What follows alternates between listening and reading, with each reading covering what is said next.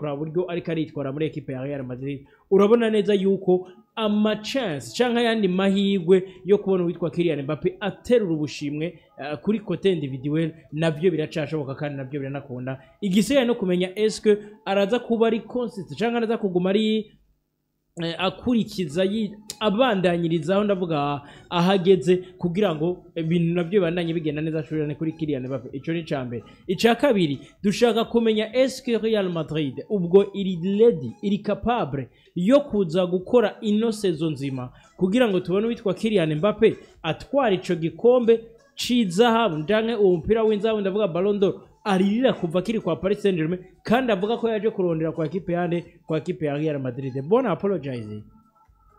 Kylian Mbappe nivyo ariko arakora ariko biramusaba ko na equipe nayo ibimufasha. Munyuma tubona bitwa ba Rodri batwara bushimwe, nyuma tubona bitwa ba Ousmane Dembele batwara ubwo bushimwe. Nubwo equipe zabo nazo ziba zimeze neza cyane. Mu gihe twatwaye igikombe na kimwe, mu gihe twatwaye La Liga, mu gihe twatwaye UEFA Champions League, mu gihe muri make twatwaye igikombe ca Champions canke ntuze kugaragara muri UEFA Champions League biragoye kukubona uza ngo tware ibyo bikombe. Nibyo twarabona bitwa ba Cristiano Ronaldo bibabako twabonye Lionel Messi umwaka aho atwara Ballon d'Or atagikombe na kimwe yatwaye ariko nako yatwaye igikombe cy'isi gusa ariko ukaraba eske Lionel Messi yarafise influence nyabaki ndavuga kuri public yarafise influence nyabaki kuri abantu bariko baragerageza gutanga ubwo bushimwe. Bivuze ko Kylian Mbappe nivyo ibiharo bishobora kuba ari byiza nivyo navyo bintu navuze bwana apologize ati turabona yuko umengo biraza kuba bigorana yuko akagashimwa asora kukiyongera kandi kuko uno mwaka omenga concurrence imeze neza cyane hagati ya Harry Kane,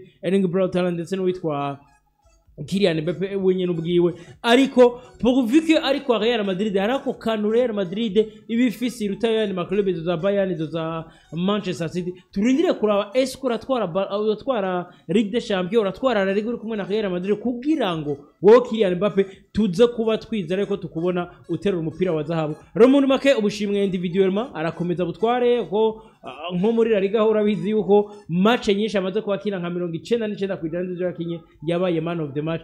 Bivuze ko navyo biraje mu biharuro biza kuba bisigura ko uburi wa mukinyi uri kura contribute muri contribution ya equipe kandi waje no kurabana muri UEFA Champions League ivyo bitsinda rikaragenda bibona. Bivuze ko turindire kuraba eske Real Madrid iramuha igikombe iramufasha nayo nkuko ari karayifasha kugira ngo aze kubashika kuri ubu bushimwe individual. Saka jewe ahantu tutari duhurije ko gato no kuvuga ngo umukinyi ari karakora ku giti ciwiwe ti byakaba ngomba ko nayo equipe igira icimufashije naho agatahukana nibaza ngo equipe kugira ifashe umukinyi atwara igikombe rifesta uruhara runini ntugo umukinyi kuko ivyo equipe buri kimwe itanga nuko kubahiriza amasezerano nimba ivyo izo ngendo bafata bava ku kibuga ciwabo bideplace baja ku kindi bakaborohereza bagashikaho neza ubwo buryo uko bafungura uko bakora yo majim uko bagenda batozwa ibintu byinshi bitandukanye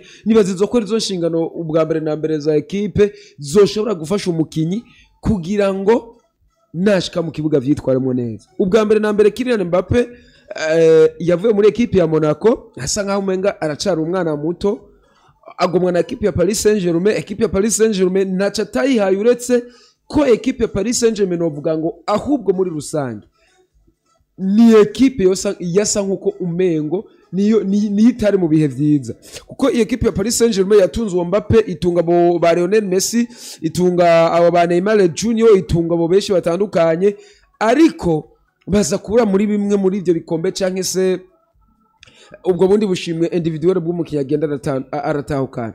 Ubundi Kylian Mbappe avuga ngo kuza muri Real Madrid abantu suka kunda Real Madrid ahubwo nuko afise ijo yaje kwamura kukora majorite canke mu bwishu giwaraba kuva umupira w'amaguru wakabaho nimba twatangwa kubona bawukina muri Brazil ariko mu Bwongereza akaba ariho bawufata nk'umwuga ukabera professionnel gusha kuzuba ry'uno munsi tukaba twemeza ko mu Bwongereza ari umupira w'amaguru watanguriye kubera ariho babifashe bakanabikomeza.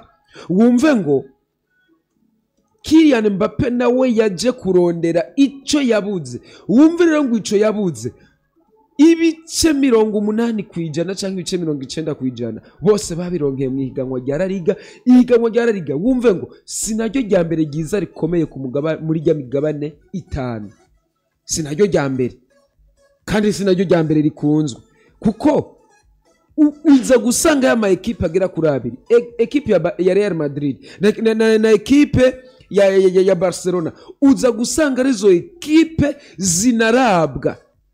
Iya gatatu ikaza ariyo Atletico Madrid kubera nayo nyene ari igomba kumera nk'izigwanya.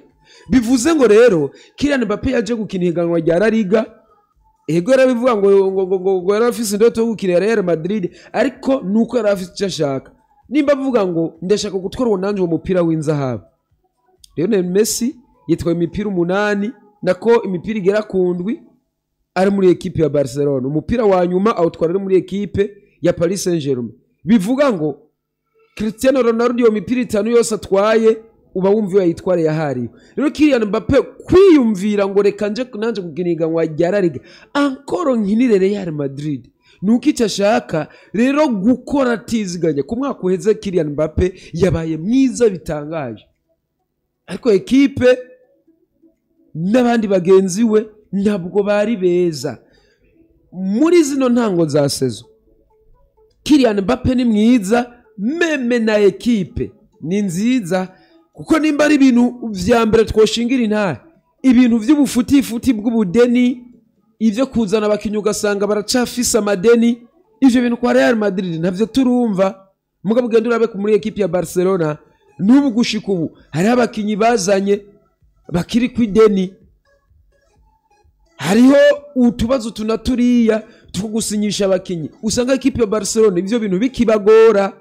Rero bizoba bigoye kugira uvuge ngo reka nje guhiganirwa ico no kwita muri vya bikombe bikomakomeye kandi hari ibintu byinshi bikigusonga.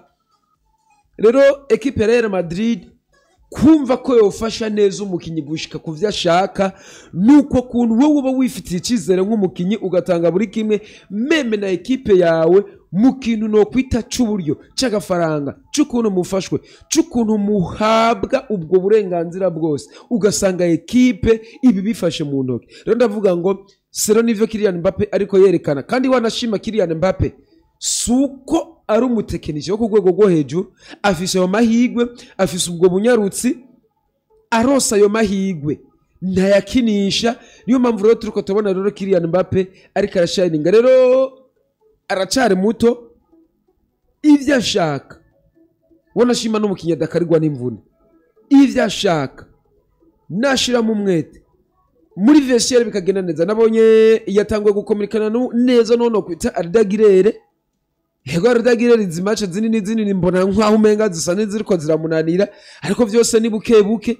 Mugabo sezo ya Vini na Bellingham na Kylian Mbappé bagishika wumve kumenga byari bigoye. Mugabo nimba uno munsi tubona Kylian Mbappé aja mu kibuga agatsinda, Vini agatsinda, Bellingham agatsinda, Ardagira kabaserva ya mipira bimeze neza cyane, atakantu ko kwigungiramo karimo, wumve ngo bimwe Kylian Mbappé ashaka azobigerako. Wumve ngo Xabi Alonso nimba bamubwiye ngo fata equipe ushire mu biganza vyawe, mugabo akaba ari kagarukana equipe neza, bya bintu byo kwigungira ko nimba tubona bitahari turashobora kuvuga ngo yahanuye cyangwa ati yababwiye ati mubwirizo kwitwara. Wumve ngo ni reisite rero ibwirizo gushikana kumukinyi cyane cyane ibyaba ariko yifuza gushikako. nuko bimeze rero muri equipe ya Real Madrid. Ni Kylian Mbappé aza kubahabwa novuga ngo bushimwe, agashimwe ku munsi wa gatanu ko mukinyi yatsinze ibisindo byinshi.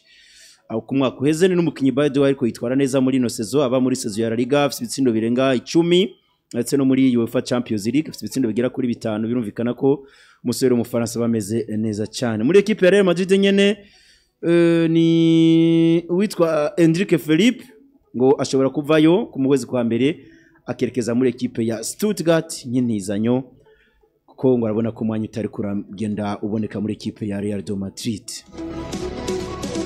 Nuko tuje muri equipe